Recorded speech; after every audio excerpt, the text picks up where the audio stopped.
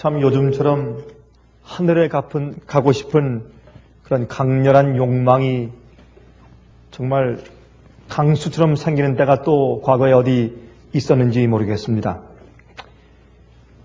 참 우리가 예수님의 얼굴을 속히 대할 수 있다면 얼마나 좋겠습니까? 제가 참 좋아하는 찬송 가운데 하나가 주님의 얼굴 속히 뵙기 원해. 그 찬송을 제가 가끔 제 입에서 제가 읊조리곤 합니다. 여러분, 성경은 하나님의 백성들을 의로운 자들이라고 말합니다. 또 하늘에 가는 사람들을 의로운 백성들이라고, 의로운 사람들이라고 이렇게 성경은 아주 분명하게 말하고 있습니다. 시편 1장만 봐도 그렇습니다. 우리 시편 1장을 펴서 한번 1절부터 6절까지 한번 읽어보도록 하십니다. 시편 1장 1절부터 6절만 봐도 이렇게 기록되어 있습니다. 복 있는 사람은 악인의 꾀를 쫓지 아니하며 죄인의 길에 서지 아니하며 오만한 자리에 앉지 아니하고 오직 여호와의 율법을 즐거워하여 그 율법을 주야로 묵상하는 자로다. 저는 시냇가에 심은 나무가 시절을 쫓아 과실을 맺으며 그 잎사귀가 마르지 아니함 같으니 그 행사가 다 형통하리로다. 악인은 그렇지 않으며 오직 바람에 나는 겨와 같도다. 그러므로 악인이 심판을 견디지 못하며 죄인이 의인의 회중에 들지 못하리로다. 대저 의인의 길은 여호와께서 인정하시나 악인의 길은 망하리로다. 이것만 봐도 이 하나님을 찬송하고 우리 믿는 자들의 마음속에 있는 애환을 전부 표현하는 시편. 여기 제일 첫 번째 장도 하나님께서 인정하시는 사람들은 의인들이라고 해서 의인들.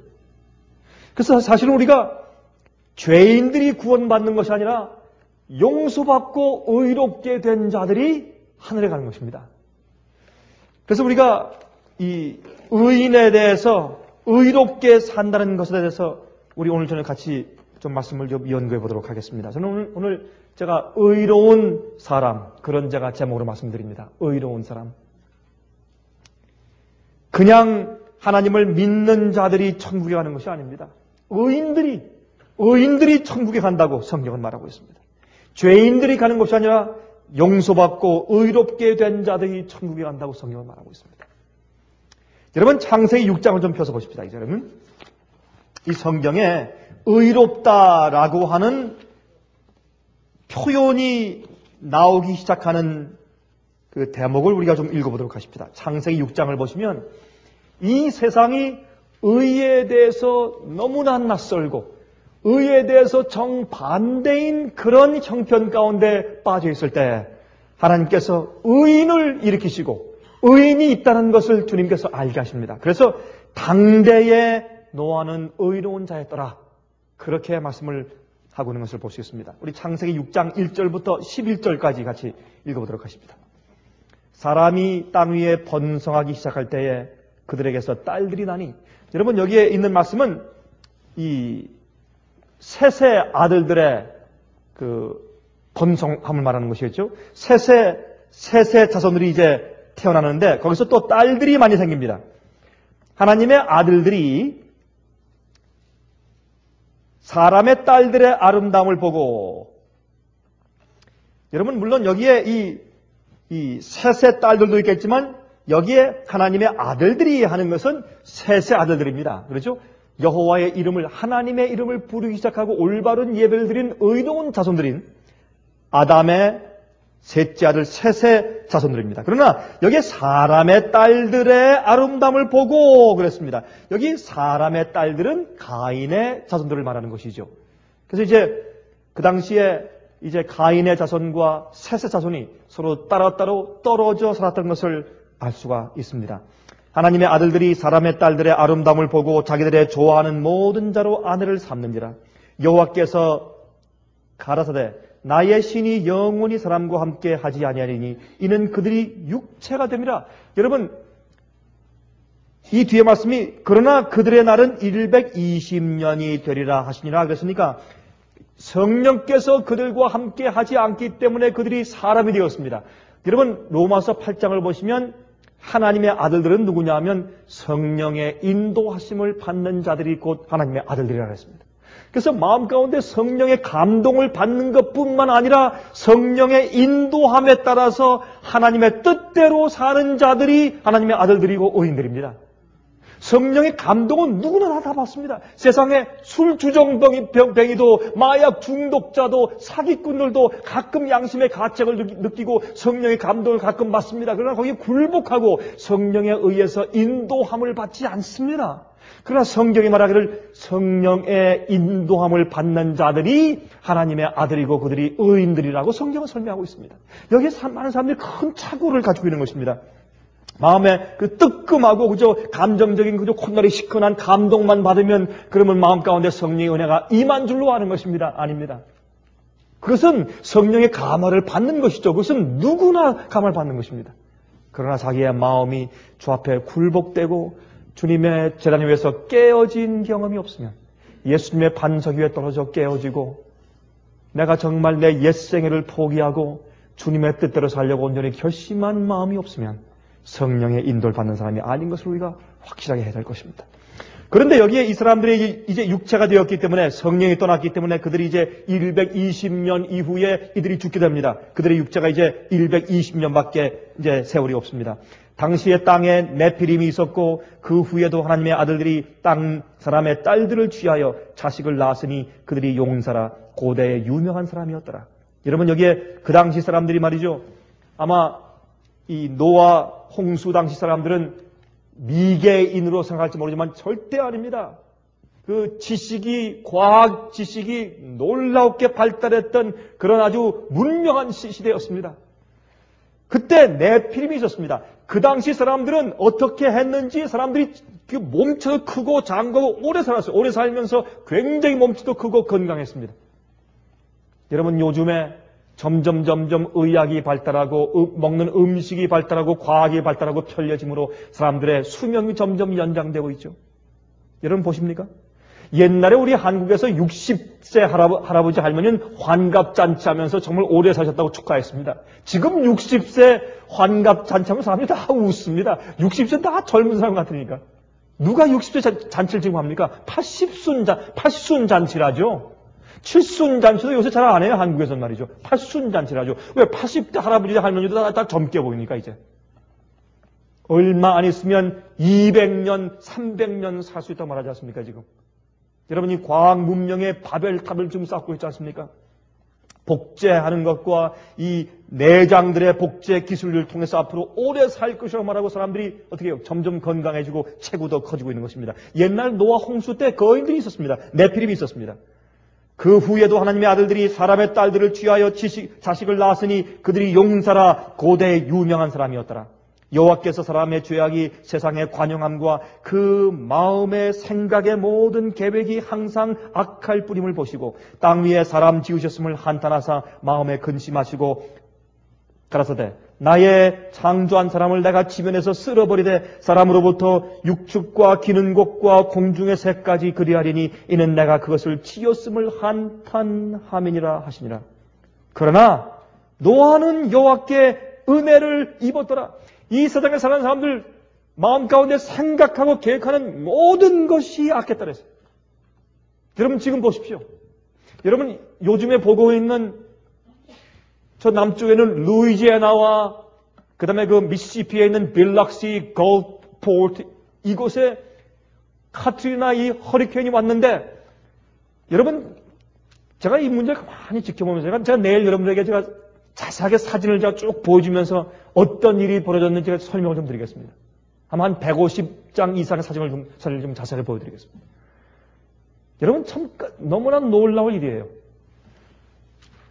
사실 그 지역은 라스베가스보다 더 타락한 지역입니다. 미국에서 가장 타락했다고 하면 사실은 그 지역이라고 해도 과언이 아닙니다. 거기는 그저 도박만 하는 곳이 아니에요. 거기는 그쪽 말고 거기는 완전 도박하는 곳으로 인정받은 곳입니다. 그쪽에는. 거기는 이 부두, 강신술, 신접하는 사람들 그런 그런 일들이 아주 흥행하던 곳이었습니다. 이런 일을 어디나 생길 수 있습니다. 그러나 제가 말씀드리는 것은 이것입니다. 여러분, 오늘날 이 세상도 얼마나 악해지고 있는지 몰라요. 눈에 보는 광고와 TV와 듣는 모든 것들, 비디오와 이런 모든 것들 보면 눈에 보는 것마다 악한 것을 연상할 수밖에 없게 만드는 것이 세상에 쫙 깔려 있지 않습니까? 여러분, 인자의 때는 노아의 때와 같다고 그렇게 말씀하지 않았습니까? 얼마나 정확한 그런 예언이 지금 성취되고 있습니까? 예수님께서 오죽하면 하나님께서 말씀하기를 내가 그들을 지었음을 한탄했다고 말씀했습니다. 이건 표현이죠, 물론. 그러나 노아는 여호와께 은혜를 입었습니다. 왜요? 9절부터 노아의 사적은 이러하니라. 노아가 이러했기 때문에 그렇다고 말해요. 노아는 의인이요 당세의 완전한 자라. 그가 하나님과 동행하였으며 그가 세 아들을 낳았으니 셈과 함과 야벳이라. 때에 온 땅이 하나님 앞에 패괴하여 강포가 땅에 충만한지라. 여러분, 지금 허리케인이 왔는데 그 후에 지금 어떻게 됐습니까? 그곳엔 무법천입니다. 구호 물자를 가지고 사람들을 구해주려고 헬리콥터를 가니까 이 깡패들이 총들을 전부 다 빼앗아가지고 헬리콥터에 총을 다 쏘지 않나? 강간, 약탈, 살인, 도적질, 이런 말할 수가 없어요. 이거는 사람들이 얘기하기를 태풍 자체보다 사람들이 더 두렵다고. 거기에 가 있던 이 여행객들은 이건 완전히 사색이 되어 있습니다.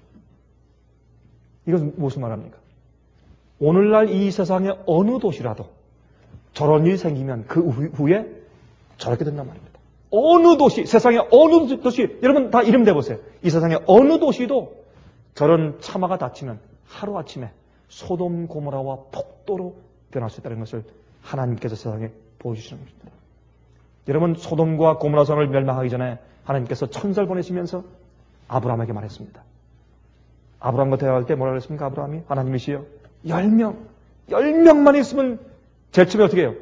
50명, 40명, 30명, 20명, 나중에 10명의 의인이 있으면 주님께서 멸망치 않으시겠죠? 하나님께서 그래, 10명의 의인이 있으면 내가 그 성을 멸망치 않겠다. 이런 때에 노아의 사적은 그 당시에 그는 의인이었고 완전한 자라 그가 하나님과 동행하였으니 그랬습니다. 이것이 하나님께서 그와 그의 식구를 구원한 이유입니다. 똑같이 예수께서 오실 때도 노아처럼 의인들만 하늘에 갈 것입니다.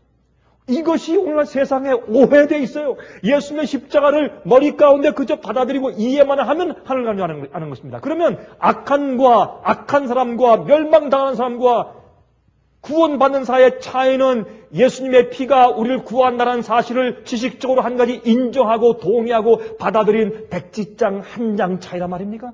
절대로 아닙니다. 그것이 아닙니다. 의인이 구원받는다고 말하고 있습니다. 여러분, 이것은 상당히 율법주의처럼 들리지만 그렇지 않습니다. 가장 합당한 이야기인 것을 우리가 알게 되는 것입니다.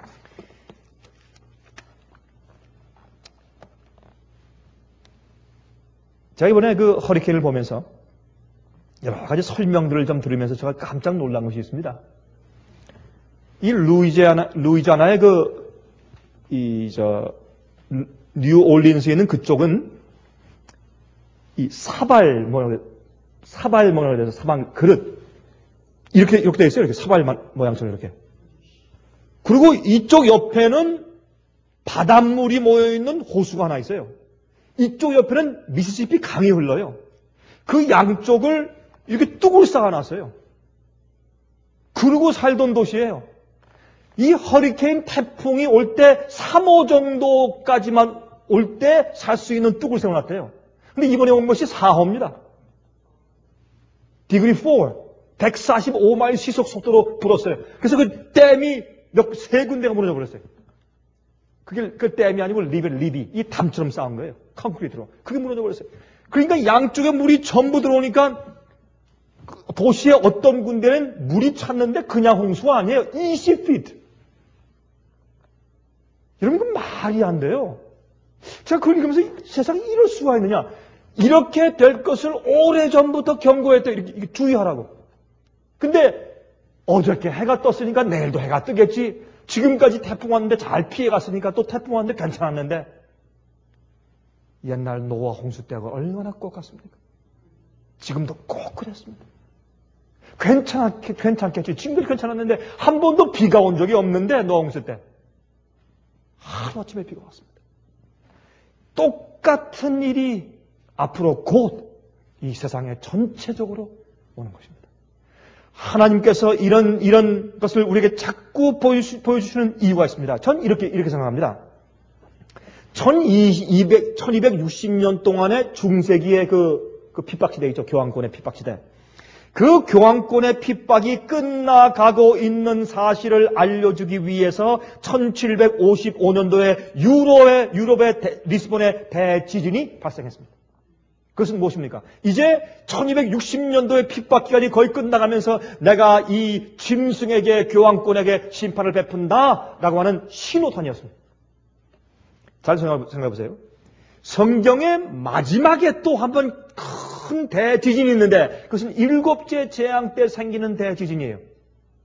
그 지진은 하나님께서 드디어 은혜의 시간을 다 닫으시고 온 세상을 향해서 심판을 베푸신다는 신호탄입니다. 그렇죠. 그래서 성경엔 두 가지의 환란에 대해서 기록하고 있습니다. 중세기의 대환란과 마지막 시대 대환란 두 가지를 성경 예언은 설명하고 있어요. 중세기의 대환란이 끝나면서 유럽의 대지진을 통해서 하나님께서 신호탄을 보냈어요. 심판의 신호탄이에요.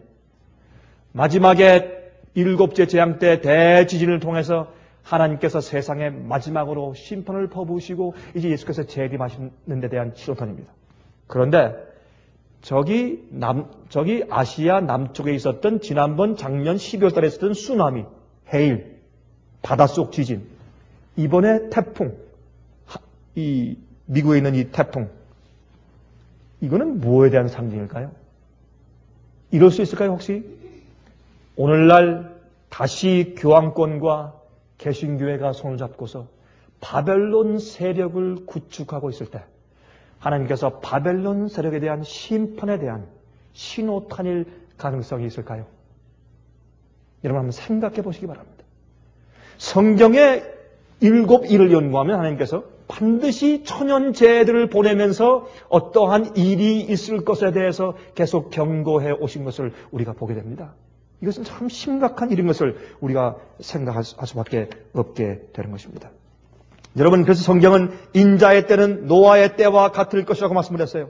마태복음 24장 37절부터 39절 보십시다. 노아의 때와 같이 인자의 임함도 그러하리라. 홍수 전에 노아가 방주에 들어가던 날까지 사람들이 먹고 마시고 장가들고 시집가고 있으면서 홍수가 나서 저희를 다 멸하기까지 깨닫지 못하였으니 인자의 임함도 이와 같으리라. 인자의 임함도 이와 같으리라.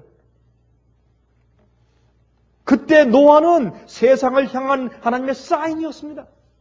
왜요? 남들이 다 욕하고 비웃고 미친 할아버지라고 했지만 그는 자기 자산 다 팔아서 산에 올라가서 방주를 짓고 있었습니다. 그것이 하나님께서 이 세상을 심판하시는데, 그러나 정말 정신 나간 것처럼 들리는 주님의 명령을 세상이 전혀 이해하지 못하고 있었어요. 왜? 성령이 떠났으니까.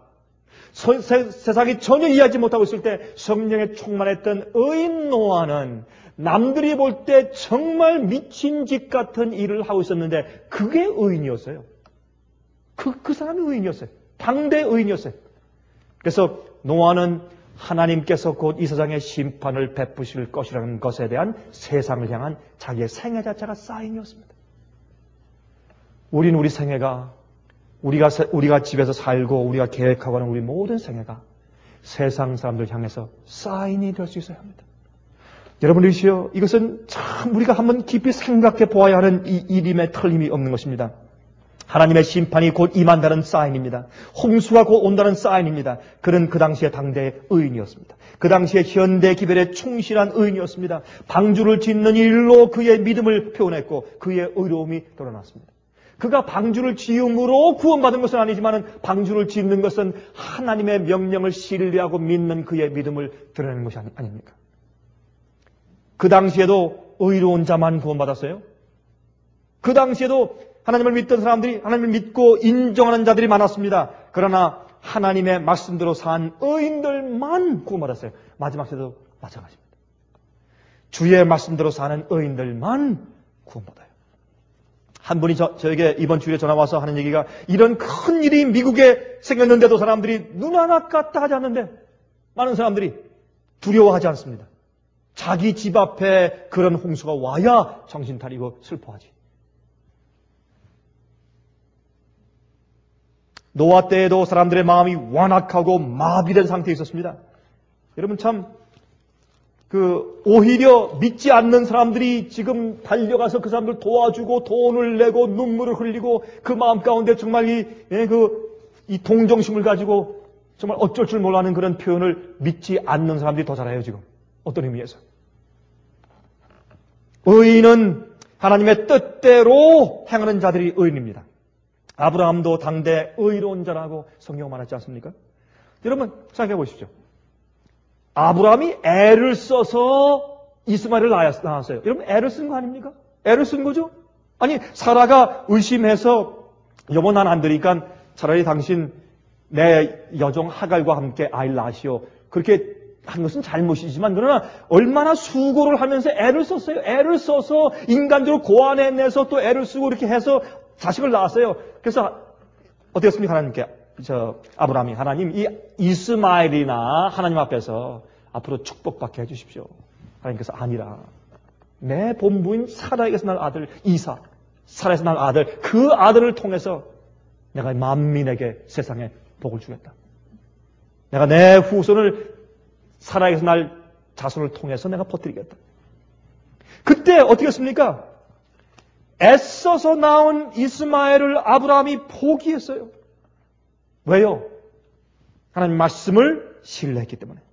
또 하나님의 말씀과 하나님의 방법만 신뢰하고 기다리는 삶을 그가 선택했어요. 이것은 우스꽝스러운 이유였습니다. 그러나 그것을 성경은 말하기를 의인이었다. 그래. 아브라함 보고 그것이 의인이었다. 믿음으로만 사는 것입니다. 그래서 결국에 이삭이 나왔어요. 그런데 나중에는 또 하나님께서 어떻게 합니까? 이삭도 포기하래요? 이거 말도 안 되는 얘기지. 아니 이삭을 데리고 모리아산에 가서 번제를 바치래요. 그러면 누구를 통해서 자손이 생기고 누구를 통해서 세상에 축복받느냐 말이에요. 말이 안 되죠. 아니 이스마엘까지 포기했는데 이젠 기적적으로 나와서 하나님 내가 신뢰하고 주님을 믿었던 것이 옳았군요 했는데 이젠 이삭까지 가서 제물을 바치래요.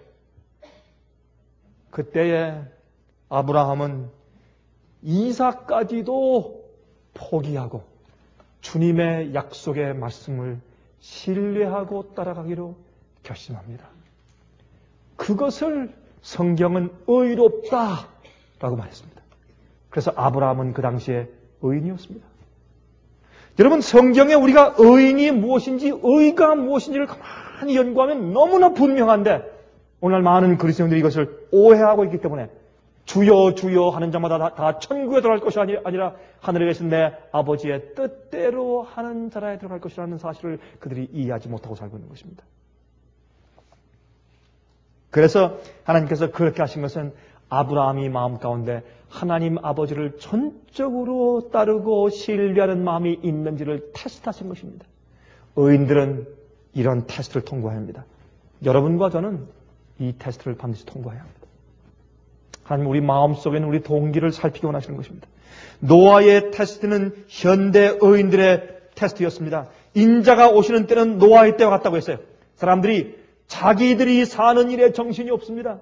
하나님의 뜻과 명령은 두 번째로 중요해요. 먼저 자식들이 잘 먹고 잘 살아야 돼요. 교육을 잘 받고 좋은 직장을 받아야 돼요. 그 다음에 하나님의 뜻입니다. 내 생활 문제가 먼저 해결되고 그 다음에 하나님의 뜻이에요.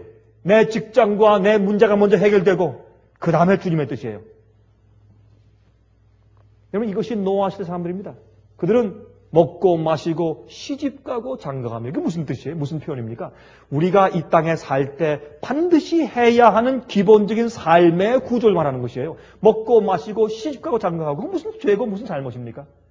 그들이 잘못한 것은 그러한 일반적인 그들 생활에 있는 생활의 일들을 하나님의 말씀보다 더 중요시 여겼다. 그 말입니다.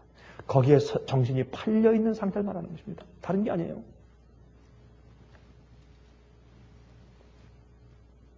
제가 한번은 예수님께서 속히 오신다고 하니까 한 젊은 사람들이 저한테 말하기를, 목사님, 우리는 시집장가도 한 번 못 가보고 예수님 오시는 것이 억울합니다. 그랬어요. 전 제가 처음에 농담하는 줄 알았어요. 근데 진짜 진정이에요, 진정. 그러나 성경은 말하기를 노아는 방주를 지었다 그랬어요. 의인들은 하나님의 뜻을 자기의 생활의 우선순위에 두는 것입니다. 하나님의 말씀과 명령이 더 중요한 것입니다. 여러분, 한 가지 우리 이해될 것은, 그렇게 할 때, 자, 하나님은 어차피 우리를 사랑하시고 어차피 은혜를 구원하시는데, 그렇게 말할지 모르지만, 여러분, 성화의 열매 없이 순종과 하나님의 말씀을 우선으로 여기는 우리의 생활의 선택이 없이는 구원이 없습니다. 사람들이 한 가지 오해하는 것은, 순종이나 성화는 우리의 흠이 많은 우리의 노력이라고 생각해요. 그러니까 성화는 율법주의다, 성화는 바리새인주의야, 자꾸 하려고 노력하고 또 하려고 하고, 그렇게 해서 구원받는 것이 아니다. 성화의 어떤 노력 때문에 구원받는 것이 아니라 십자가의 은혜로 구원받는 것이라 말하지만은 그건 잘못된 생각이에요. 성화라고 하는 것은, 우리가 거룩해지는 삶이라고 하는 것은 우리의 흠 많은 부족한 우리의 노력을 가리켜서 우리가 점점 발전해 나가려고 애쓰는 노력을 가리켜서 성화라고 하는 것이 아니라, 성화는 하나님의 성령과 예수님께서 죄인의 마음 가운데 들어와서 거룩한 하나님의 능력으로 역사하시는 것을 가리켜서 성화라고 하는 거예요. 이걸 사람들이 오해해서 성화를 말하고 우리의 거룩한 삶을 얘기할 때 율법주의라고 오해하는 것입니다. 아닙니다. 우리는 우리를 거룩하게 만들 수 없어요. 우리는 우리를 주의 계명을 지키는 사람으로 만들 수 없습니다. 우리는 회개하고 용서를 구하고 주 앞에 납작 엎드려 굴복할 수밖에 없습니다. 창조주 앞에 하나님의 전권을 인정하는 것입니다. 그때 하나님께서 우리에게 성령을 부으시고 하나님의 사랑을 우리 마음 가운데 부어서 우리에게 새 마음을 주셔서 주님의 뜻대로 순종해 살 그런 소욕을 우리 마음 가운데 일으키시고 그렇게 할 수 있는 마음을 주시는 겁니다. 성령께서 우리 마음속에서 역사하시는 겁니다. 주님의 역사가 성화입니다. 나를 그렇게 만드시는 하나님의 역사가 성화인 것입니다. 우리는 우리의 peer pressure, 우리 주위에 있는 친척, 친구, 이웃, 아는 사람들, 동창, 이런 사람들의 압박, 프레셔를 깨는 믿음이 있어야 합니다. 노아는 온 세상을 향해서 이 프레셔를 깨는 믿음이 있었어요. 다 손가락질하고 동창생들, 친척들, 친구들, 이웃들, 가족까지 전부 비웃었어요. 그 큰 압박 앞에서 그는 의인으로 살았습니다. 그것이 예수님을 따르는 것입니다. 진리대로 사는 것은 담대한 믿음이 필요합니다. 남들이 뭐라고 해도 예수님께서 그렇게 사셨습니다. 세상과 다른 사람들의 의견보다 하나님의 뜻이 더 중요한 사람들. 우리는 하나님을 아는 것만으로 부족합니다. 하나님의 뜻대로 사는 의인들이 되어야 합니다. 여러분, 우리는 참으로 놀랍게 창조되었습니다. 여러분, 우리의 모든 이 뱃속에 있는 장기들이요, 위장, 창자들, 간, 췌장, 콩팥, 우리의 모든 장기들과 세포들은 우리의 뇌의 지시에 의해서 움직입니다. 맞습니까? 그래서 우리의 모든 몸의 부분들의 기능들의 주요 이유는 말이죠, 우리 뇌에 양분을 공급하고 산소를 공급해 주기 위해서 우리 몸에 있는 장기들이 일하는 거예요. 왜요? 우리 두뇌에 있는 뇌 세포가 주인이니까. 하나님께서 그렇게 만드셨으니까. 왜 우리가 자동차에 가스를 넣습니까? 엔진이 움직여야 차가 가니까. 엔진이 중심이에요. 엔진이 움직이지 않으면 바퀴도 굴러갈 수가 없어요. 근데 사람들은 멋있는 차의 겉에 멋있는 모양 보고 차를 사죠. 그래서 제일 중요한 것은 엔진입니다. 그래서 우리 뇌의 힘과 양분과 산소를 공급하기 위해서 우리 내장들이 일을 해요. 우리의 폐는 폐가 산소를 호흡하는 이유는 뇌에게 공급해 주기 위해서. 맞습니까? 위와 장이 당분을 흡수하는 이유는 두뇌의 당분을, 글루코스를 공급해 주기 위해서. 맞습니까? 아니, 잘못됐으면 잘못됐다고 말하세요. 맞죠? 이 두뇌 기능을 위해서 말이죠. 두뇌는요, 우리의 뇌 속에 약 1000억 개 정도의 신경세포 조직이 있답니다. 저도 모르겠어요. 이렇게 말하니까 알죠. 어떻게 제가 봤어요. 그렇게 말들을 하대요. 그렇게 책에 썼어요. 약 1000억 개 정도의 신경세포 조직이 우리 뇌 속에 있대요. 우리 뇌를 공부하는 학자들이. 근데 그 1000억 개의 신경세포 조직이 하나하나의 신경세포 조직은 작은 하나의 컴퓨터입니다. 하나의 신경세포가 약 10만 개의 다른 신경세포들과 교류를 한대요. 그래서 어떻게 해요? 제가 지금 말하고 생각이 떠오르는 것을 이렇게 혀가 움직여서 지금 말을 막 지금 토해내고 있어요. 지금 제 몸이. 이게 기적이에요, 지금. 이거 보면 사람들은 어떻게 진화됐대요. 아무것도 아닌 무기질에서 어떤 특별한 일이 생겨서 그게 유기질로 변하고 천연 변해가지고 나중에 물고기 되고 나중에 무슨 해변을 올라와서 짐승이 되고 새가 되고 사람이 되고. 전 그거 믿는 것보다 하나님의 창조를 믿는 것이 1000배, 10,000배 낫겠어요. 더 쉽겠어요. 그렇게 믿는 것이. 그거 엉뚱한 그거 믿는 것보다 창조를 믿는 것이 훨씬 더 쉽겠어요. 저는 진화를 믿는 것이 더 큰 믿음이 필요해요. 저한테는. 여러분 모르겠습니다. 그런데 참 우리는 이 놀랍게 창조된 생명체예요. 이 조그만 뉴런, 우리 신경세포 조직 하나하나가 컴퓨터예요. 근데 이 컴퓨터들이 전부 다 화학 물질을 케미컬에 대해서 그걸 움직이는데 그걸 전부 대주기 위해서 우리 온 육체가 어떻게 움직이고 활동하고 운동하고 말이죠. 내장이 막 움직이고 먹고 마시고 산소를 우리 들이키고 하는 모든 것이 전부 내 신경세포에 양분을 주고 살게 하고 기능하게 하기 위해서. 왜요? 우리가 깨닫고 생각하고 하나님을 발견하고 진리를 이해토록 하게 하기 위해서. 그래서 토마토를 주시고 오일 주시고 수박을 주시고 쌀을 주신 거예요. 감자를 주시고 고구마를 주시고. 왜요? 그걸 공급해서 신기하게 창조하신 우리 뇌세포가 살아 움직여서 거기 전기가 통하고 케미칼이 통해서 우리가 깨닫고 생각하고 양심이 움직이고 판단력이 생겨서 하나님을 발견하고 진리를 발견하도록 하기 위해서 뇌를 주신 거예요. 그런데요, 우리 몸속에 있는 세포들 많지 않습니까? 세포의 수가 이루 말할 수가 없죠. 그 세포의 세포마다의 가장 기본적인 요소 중 하나가 프로틴이죠. 단백질로 구성되어 있어요. 이 세포들이. 근데 이 단백질이 형성되기 위해서는 아미노 애시드. 이 아미노산이 단백질을 형성해요. 근데 이 아미노산이 참 기가 막혀요. 이 아미노산이 말이죠. 넘버 1, 2, 3 이 모양이 조금씩 다 달라요. 그게 1번, 2번, 3번, 4번 해서 고리로 쫙 연결을 돼야 프로틴을 만들지. 그 고리에서 1번과 4번이 바뀌거나 5번과 7번이 바뀌어버리면 단백질이 안 돼요. 그걸 누가 그렇게 신기하게 만들었냐 말이에요. 누가 세상에. 어떤 분이 그렇게 만들었냐 말이에요. 이걸.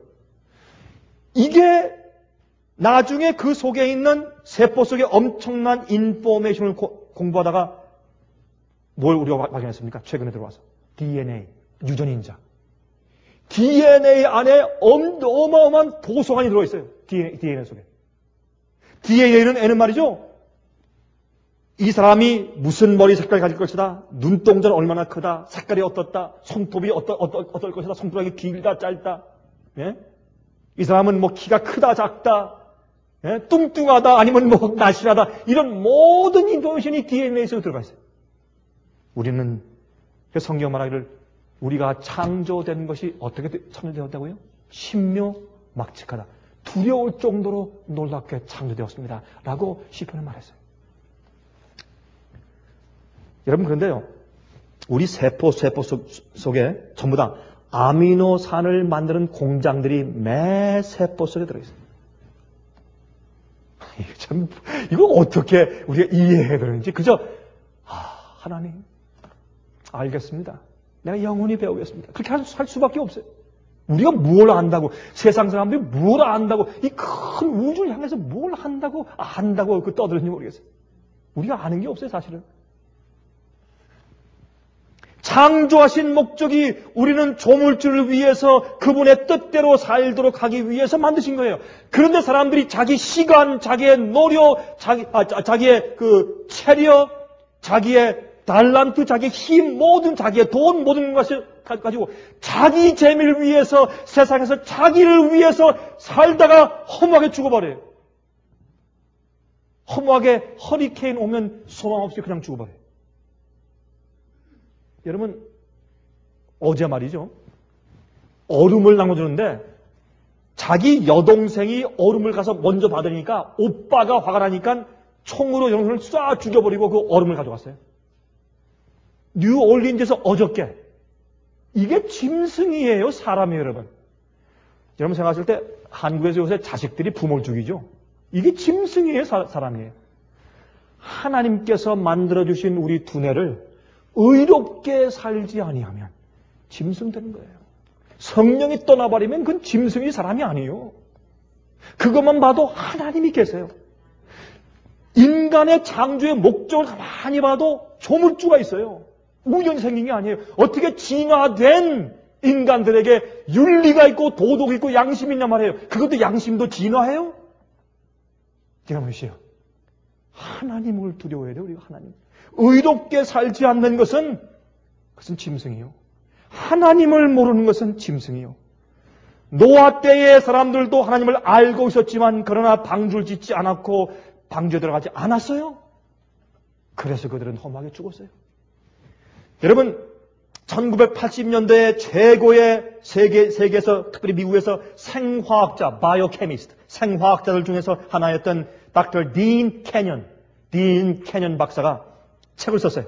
생명의 기원 연구란 그 저서를 했어요. 근데 그 책을 썼는데 그 영어로 The Life's Origin Predestinated.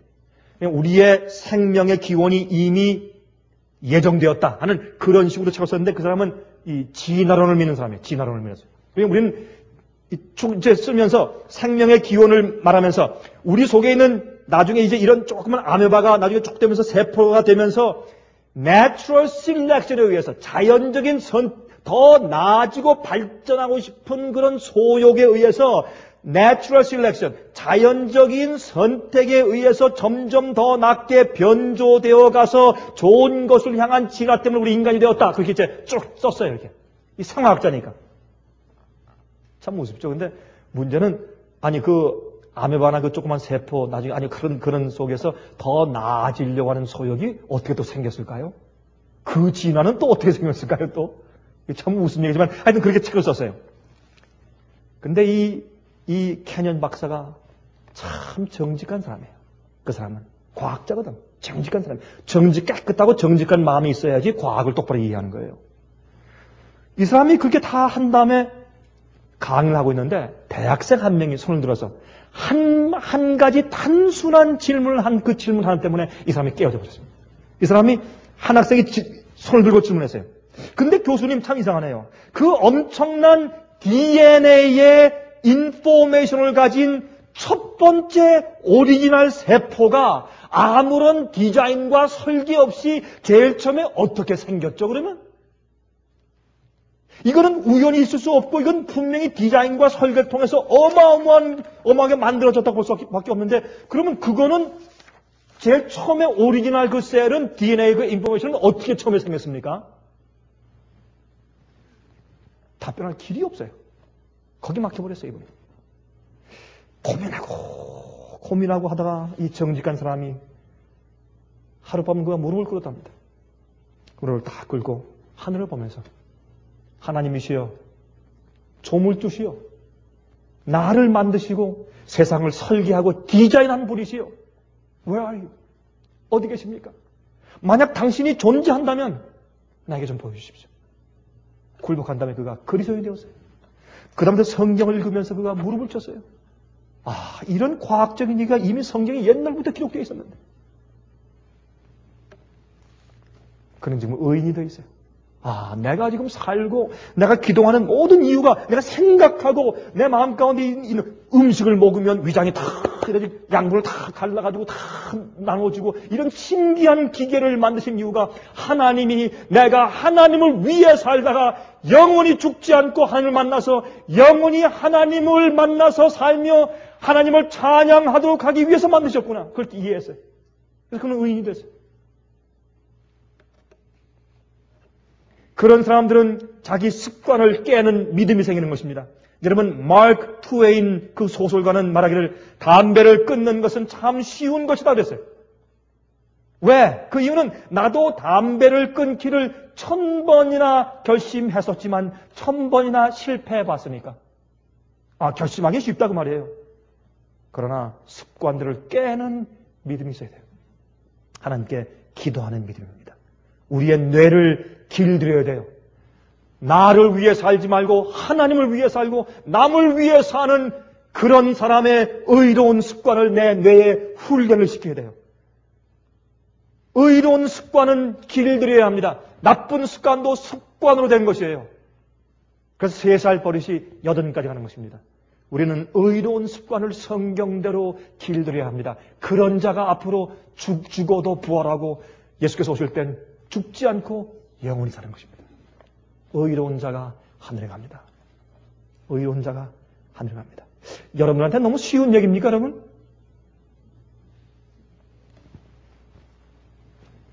여러분, 우리가 혹시 병이 나면 왜 내가 병이 났는지 원망하지 말고 내가 하나님께서 주신 이 기가 막힌 기계인 몸을 이렇게 잘못 사용했는데도 불구하고 이렇게 내가 살아있다니 참으로 감사합니다 라고 말해야 돼요.